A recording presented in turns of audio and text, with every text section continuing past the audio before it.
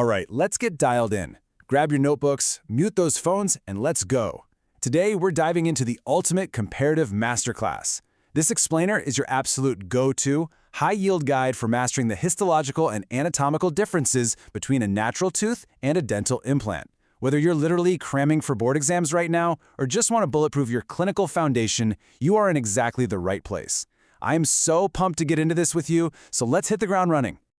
Here's our game plan for today to make sure you lock in every high-yield detail. First up, the concept that implants are absolutely not teeth. Second, we'll hit soft tissue and attachment. Third, the vascular supply differences. Fourth, inflammation and diagnostics. And finally, we'll wrap up with a high-yield exam review. All right, jumping right into Section 1.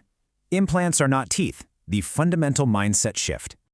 Before we even think about getting into the microscopic weeds, I really need you to burn this quote from Dr. Hadeel into your brain. An implant is not a tooth. Literally, make this rule number one for your boards and for your practice.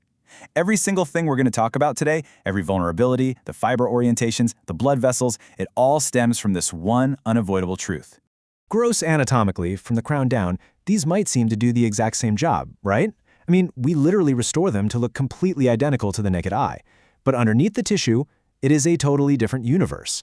The way the human body interacts with a titanium surface is just a completely different biological ballgame compared to a natural root. So let's shift gears to Section 2, soft tissue and attachment, the microscopic magic.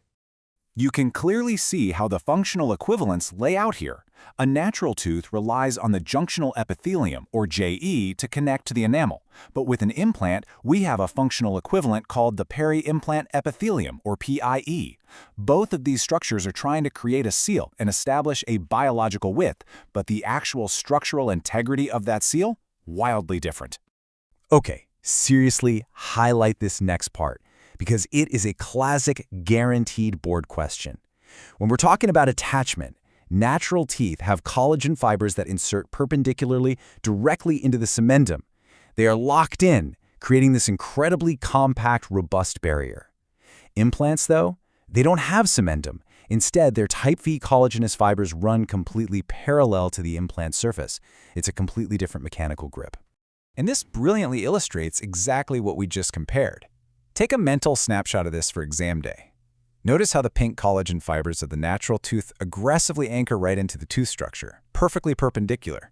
But with the implant, the fibers just run straight alongside it. They're parallel. They kind of just hug the implant rather than truly anchoring into it. And because of that parallel orientation, the seal is inherently so much weaker against bacterial invasion. Let's rapid fire some super specific, high-yield microscopic data points about that implant connective tissue. First off, the inner zone right next to the implant, it essentially resembles scar tissue. It has way fewer fibroblasts than a natural tooth's connective tissue. Second, and this is an absolute goldmine trivia point for your exams, the connective tissue cells and collagen bundles don't even actually touch the titanium dioxide surface directly. No way! They're actually separated by this remarkably thin, 20 nanometer wide proteoglycan layer. Moving on to Section 3. Vascular supply differences, the true Achilles heel. Let's check out the robust defense system of a healthy natural tooth. Teeth are heavily fortified, you guys. They get blood supply from 3 entirely distinct sources. You've got vessels traveling through the periodontal ligament space, vessels from the connective tissue above the periosteum, and vessels coming straight from within the interdental bone itself. This rich, redundant blood supply gives teeth a phenomenal, absolute powerhouse capacity to fight off infection and heal. Now, contrast that powerhouse with a dental implant. This is absolutely critical to understand. Implants completely lack a periodontal ligament, so that entire massive network of PDL blood supply, just gone, totally absent. Implants have to rely on just 2 sources, these supraperiosteal vessels and a few vessels from the bone. This leaves the implant tissue super poorly vascularized compared to teeth and significantly less equipped to handle mechanical or microbiological insults. Think about the clinical implications of this for a second. What happens when you reflect a soft tissue flap during surgery? You are temporarily severing that delicate supraperiosteal blood supply. And since cortical bone is naturally pretty poorly vascularized compared to marrow bone anyway, the remaining tissue surrounding that implant suddenly becomes incredibly vulnerable. You really have to handle peri-implant tissues with extreme care, because they just don't bounce back the way natural gingiva does. Which brings us to Section 4, Inflammation and diagnostics. Clinical implications. So the primary defense mechanism against microbial infections is the mucosal tissue. The whole key to disease progression, whether we're talking about gingivitis turning into periodontitis around a tooth or mucositis turning into periimplantitis around an implant, is the conversion of that healthy junctional epithelium into pocket epithelium. As biofilm builds up, you're going to see all the classic clinical signs: color alteration, swelling, tissue thickness, and of course, bleeding on probing. Okay, time for a quick active recall check. Wake up those brains. Based on the source literature, if you're examining an implant and you see bleeding on probing combined with suppuration, meaning pus, what does that definitively indicate? Think about your diagnostic criteria for a second. Got your answer? Well, the crucial point is laid out right here in the literature. Bleeding on probing with suppuration is a definitive indicator of active disease. While a lack of bleeding is a great sign of health, when you've got both bleeding and suppuration together around an implant, you are absolutely dealing with a higher degree of inflammation and advanced peri-implant lesions. Do not ignore suppuration around an implant. It is a massive, glaring red flag. And why exactly is it such a red flag? Because long-standing inflammation around an implant behaves totally differently than it does around a tooth. Thanks to those parallel fibers we talked about earlier, remember, there's no perpendicular anchoring to stop the spread. The inflammatory infiltrate extends way further down apically. The actual size of the lesion is going to be substantially larger in peri-implant tissues compared to gingival tissues under the exact same bacterial load. Once that bone loss starts, it is literally like a runaway train. All right, home stretch. Section 5, High-Yield Exam Review, your master cheat sheet. Get ready to screenshot this one. Let's walk through it. Check out the periodontal fibers. Natural teeth boast a highly complex network of 13 groups of fibers. Implants? Only 2 groups.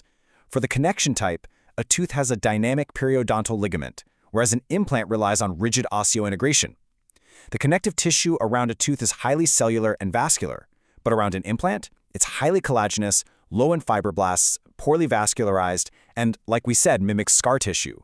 And to hammer the point home again, teeth have 3 sources of blood supply, while implants only have 2. Let's finalize this data review with some massive functional differences. Tactile sensitivity and proprioception are super high in teeth because of periodontal mechanoreceptors, but very low in implants, which have to rely on osteoperception. Now, look closely at axial mobility. This is a huge number you absolutely need to memorize. Natural teeth have an axial mobility of 25 to 100 micrometers to absorb shock. Implants? They only move 3 to 5 micrometers. They are incredibly rigid. So when lateral forces hit, a tooth distributes that pressure apically, but an implant just concentrates all that stress right at the crestal bone. Which brings us to our final thought. You've seen the data. You know an implant has weaker fiber attachment, poorer blood supply, zero PDL, massive rigidity, and a highly aggressive inflammatory response once disease sets in. So I want to leave you with this question. Given these profound microscopic vulnerabilities, how must your daily clinical approach to probing, scaling, and hygiene maintenance change when treating an implant versus a tooth? Really think critically about your instruments, the force you apply, and your recall intervals. Because mastering this biology isn't just about passing a board exam, it's about actually saving the implant in the real world. Thank you so much for hanging out and learning with me today. Keep crushing your studying, and I will see you in the next explainer.